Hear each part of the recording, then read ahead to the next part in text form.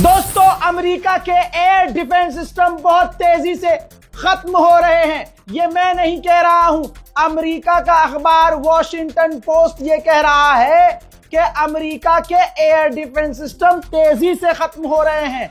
तो आप क्या समझ रहे हैं? ईरान अपने 20,000 डॉलर के सस्ते ड्रोन और मिसाइल दाग रहा है, जिसको निपटाने और रोकने के लिए अमेरिका $1 बिलियन के एंटी मिसाइल और एंटी ड्रोन सिस्टम इस्तेमाल कर रहे हैं, जिसकी वजह से अब अमेरिका के अखबार ने भी कंफर्म कर दिया कि ईरान की मिसाइलों और ड्रोन को रोकते रोकते अमेरिका के एयर डिफेंस सिस्टम के इंटरसेप्टर्स तेजी से खत्म हो रहे हैं।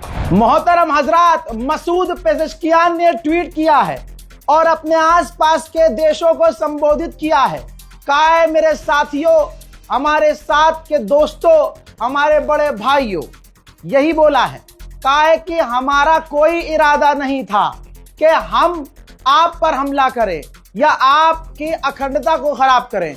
हम आपकी अखंडता का पूरा सम्मान करते हैं, लेकिन ये अमेरिका है। हमने बात करने की कोशिश की, हमने डिप्लोमेसी का इस्तेमाल किया, लेकिन अमेरिका हमें जंग में घसीट लाया।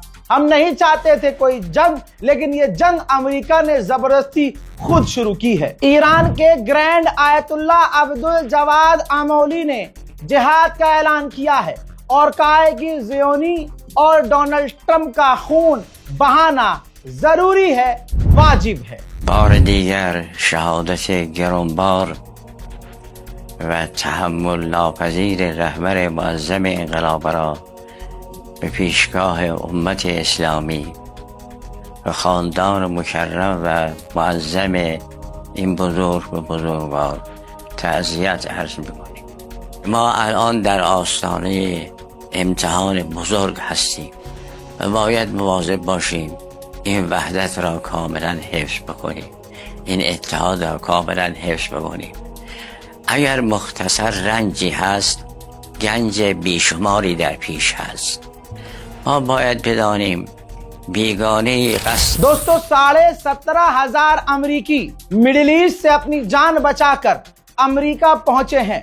पूरा मिडिल ईस्ट अमेरिकियों से खाली हो रहा है। मेरे दोस्तों, भारत आया था एक ईरान का नेवल बेस। मेरे दोस्तों, ईरान को भारत ने बुलाया था एक दिन, जी हाँ, कि आइए और हमारे यहाँ आप मिलिट्री एक्सरसाइज कीजिए। तो भरोसा करके अपना एक वॉरशिप भेज दिया। ठीक, अब यहाँ भारत में, ये वीडियो मुंबई का है, ध्यान से देख लीजिए। राष्ट्रपति मुर्मू बैठी हुई हैं और भाई भारत की गवर्नमेंट आधिकारिक तौर पर ईरान की नेवी की तारीफ कर रही है इस वीडियो में और सलामी भी दी जा रही है। ईरान की नेवी दोस्त समझ के, ईरान ने अपना भारत को दोस्त समझ के अपनी नेवी को भेज दिया। अब यही नेवी एक्सरसाइज करके ईरान वापस लौट रही थी। ये जंग के लिए नहीं थी, नहीं, ये जंग में थी। वो भी भारत से दूर नहीं थी। अभी ये श्रीलंका के समुद्री इलाके में थी। ये दुनिया में वर्ल्ड वॉर 2 के बाद पहली बार हुआ कि टॉर्पीडो से हमला किया। समुद्र में सबसे बड़ा हमला करने के लिए इस्तेमाल टॉर्पीडो होता है, यानी समुद्र के अंदर दौड़ती है मिसाइल। ऊपर बेचारे ईरान को पता नहीं, ईरान का युद्धपोत चल रहा है, नीचे से आया टॉर्पीडो और सब कुछ तबाह। अब तक 100 लाशें श्रीलंका खुद ढूंढ के निकाल चुका है। यह आपका मोदी है, आपका पसंदीदा मोदी, जिसकी भारतीय नौसेना ने मदद नहीं की। न श्रीलंका से कहा कि हम ईरानियों की लाश को ढूंढेंगे या ढूंढने में मदद कर रहे हैं। ठीक, भारत का भरोसा अब पूरी दुनिया नहीं करेगी। ये होता है, ये तो वही वाला हो गया खेल कि मैंने आपको बुलाया कि मेरे घर के आइए, मेहमान बन के आइए। फोटो खिंचाना था, मुझे शौक था ना, शौकीन मिजाज था मैंने आपको बुलाया, आप आए। आप जब खाना वाना खा के जा रहे हैं, मेरी ही गली में आप पर हमला हो गया और मैंने भाई जलने दफा हो, हमारा खाना खाना था, खा लिया, निकलो।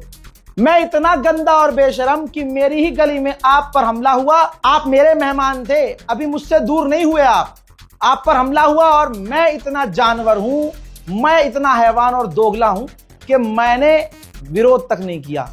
विरोध क्यों नहीं किया? कि जो गली का बदमाश है, जिसका चूतड़ मैं चाटता हूं, समझ रहे हो, वो मुझे घर में घुस के मारेगा। ये इस वक्त विदेश नीति है भारत की। ऊपर से जब दूसरों ने कहा कि अच्छा ये तो तुम्हारा मेहमान था, ये तुम्हारा मेहमान था भाई, चुप क्यों हो, तो पता है अब इंडियन गवर्नमेंट ने क्या कहा है, ये रहा अपडेट। सफाई दी है, विरोध नहीं किया है, ना निंदा की है। कहा है कि अमेरिका ने ईरान के नेवी को जो उड़ाया है, वॉरशिप को जो उड़ाया है, उसमें हमारा पोर्ट इस्तेमाल नहीं किया। अमेरिका ने हमारी जमीन का इस्तेमाल नहीं किया ईरान पर हमला करने के लिए। ठीक, ये सफाई दे दी। आप सोचिए ईरान भारत का कितना पुराना दोस्त था। खैर अब ये दुनिया को देखना चाहिए, अरबों को समझना चाहिए कि तुम मोदी को अपना दोस्त मानते हो, मोदी मोदी करते हो, मोदी को बुलाकर मेडल देते हो। ये है, अब सिर्फ गल्फ नहीं पूरी दुनिया देखेगी कि अगर मोदी किसी को दोस्त कहे और बुलाए तो फिर ये होता है। अगले के मर जाने पर भी मोदी जी का एक ट्वीट नहीं आता। क्यों? क्योंकि डोनाल्ड ट्रंप का खौफ।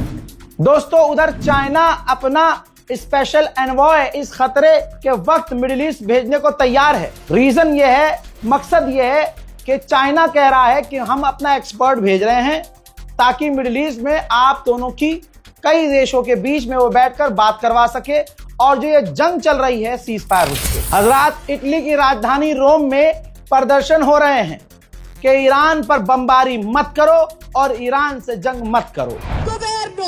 Il governo Meloni che non rappresenta questo paese, che continua una politica di servilismo nei confronti degli Stati Uniti e di Israele, e l'abbiamo visto benissimo dalla conferenza stampa in cui il nostro ministro degli esteri non ha la più pallida idea di quelle che sono le politiche che stanno portando avanti। America कितनी बड़ी गुंडागर्दी कर रहा है ये दुनिया के लिए एग्जाम्पल है। आज जो अमेरिका के सपोर्ट में बोल रहे हैं, कल उनके चूतों पर अमेरिका खुद क्रांति लिखेगा, याद रखिएगा। और तब दुनिया चुपचाप देखेगी, तब हम बजाएंगे ताली। मेरे दोस्तों बहुत बड़ा अपडेट है, शेयर कर दीजिएगा। हजरात मोहतरम, अमेरिका सामने से नहीं लड़ पा रहा है तो उसने अब आतंकवादियों को चुना है, ISIS, दाइश और कुर्दिश। इराक के अंदर कुर्दिश लड़ा के रहते हैं। खबर यह है, रिपोर्ट यह है कि हेलीकॉप्टर से अमेरिका ने कुछ एयर ड्रॉप किया है, इराक के ऊपर ले जाकर हथियार इराक की जमीन पर गिराए। इराक की गवर्नमेंट को पता चला, इराक की गवर्नमेंट ने अपनी फौज भेजी कि जाओ जाकर चेक करो कि अमेरिका क्या गिरा रहा है। जब इराक की फौज चेक करने गई तो अमेरिका ने उन पर बमबारी कर दी, जिसमें इराक का एक फौजी मारा गया और अभी तक पता नहीं चल पाया कि फिर हुआ क्या। तो यानी अमेरिका इतना बौखलाया हुआ है ईरान को मिटाने के लिए कि अब वो आतंकवाद को पैसा दे रहा है और हथियार दे रहा है डायरेक्ट कि इराक के अंदर हमला करो और इराक के रास्ते ईरान में घुसो। इराक की गवर्नमेंट ने यह तक कह दिया है कि पूरे इराक में अंधेरा हो गया है, पूरे इराक में बत्ती गुल हो गई है, इंटरनेट बंद हो गया है। भारत के लाखों लोग इराक में रहते हैं, ये भी याद रखिएगा। जब मैं कहता था कि ईरान इराक से भारतीय वापस आ जाए तो मजाक लगता था, अरे कुछ नहीं है रजा भाई, मेरा खुद का खानदान का एक व्यक्ति फंसा हुआ है इराक में। अब समझाता था भाई रहने दो, मिडिल ईस्ट के हालात खराब हैं। नहीं, चूतड़ चिपक ही नहीं रहे जमीन पे, मिडिल ईस्ट जाएंगे, अबे भाई यहीं कमाओ यहीं खाओ। नहीं, वहां जंग के हालात हैं, नहीं ईरान में कुछ नहीं है।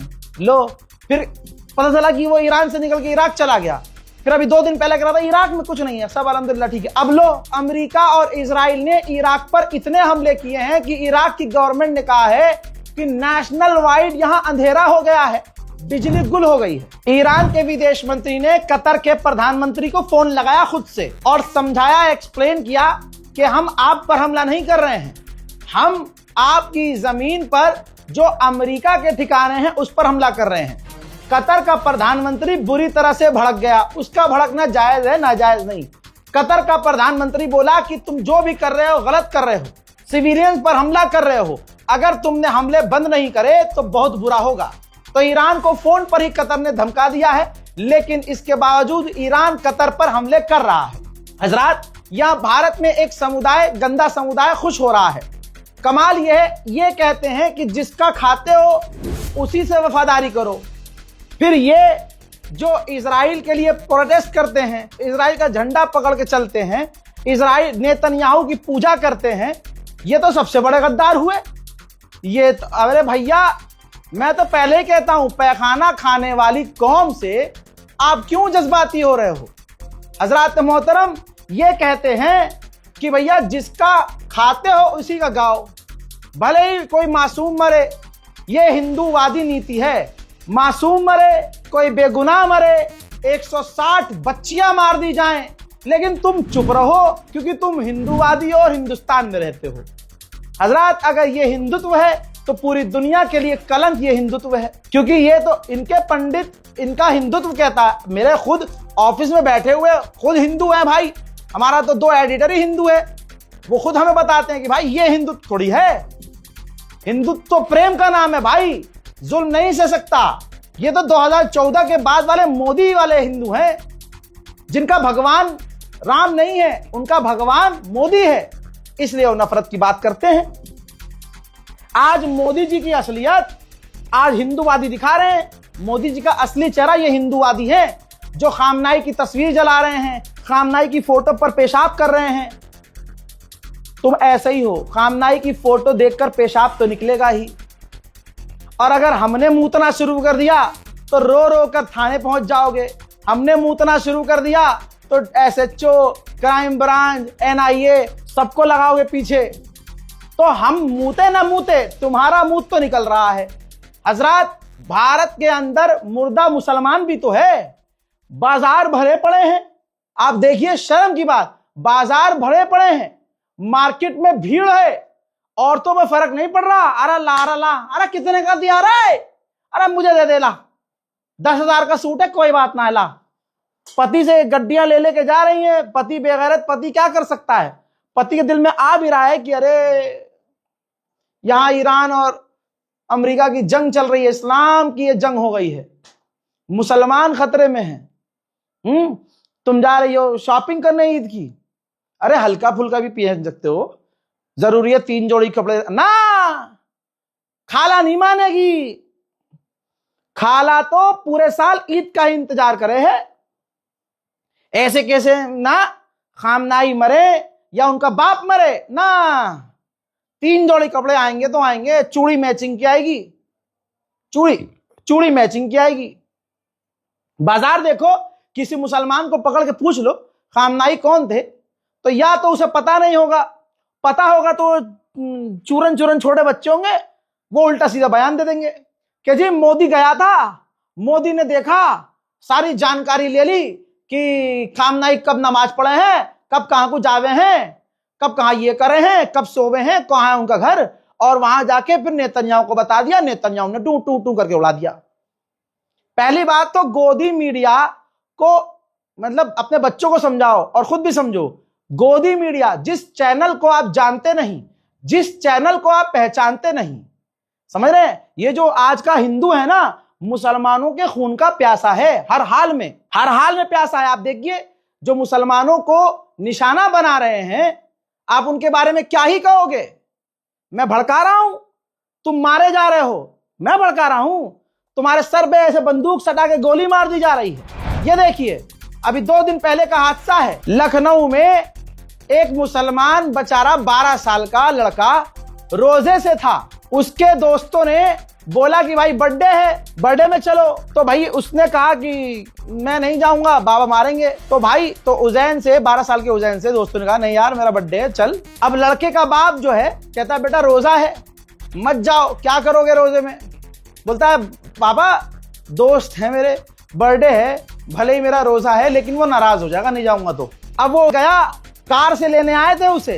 रिपोर्ट ये है मेरे दोस्तों, उनैस को ले जाकर उसके माथे में सटाकर हिंदू लड़कों ने गोली मार दी। सटाकर गोली मारी, सटाकर गोली मारी है, सटाकर।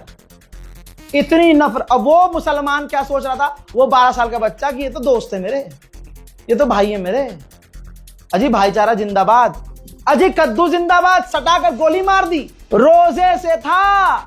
अब हिंदू वो भी शर्म नहीं कर रहा कि रोजे में बेचारा रोजे से भूखा प्यासा है ना, सटाकर गोली मार दी।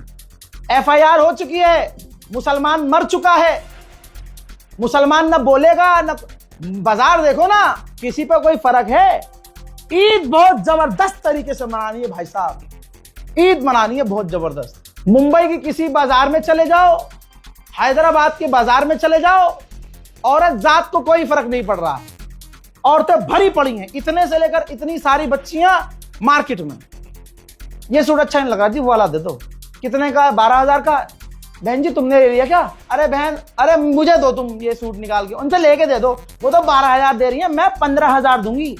भैया मुसलमान ये है आज का, इसीलिए मुसलमान की पूरी दुनिया में रेड पिट रही है। अब सोचिए, जंग हो रही है यहूदी और मुसलमान की, तो एज अ मुस्लिम भारत के मुसलमानों का लेना देना है। अब जिन्होंने अपने दिन की शुरुआत गू खा के की हो और रात को पेशाब पी के मोदी की तारीफ करके सोना उनका शेड्यूल हो, उनको क्या पता कि भाई ईरान का भारत से क्या लेना देना है। भारत के मुसलमान हैं, इस वजह से ईरान से उनका कनेक्शन है।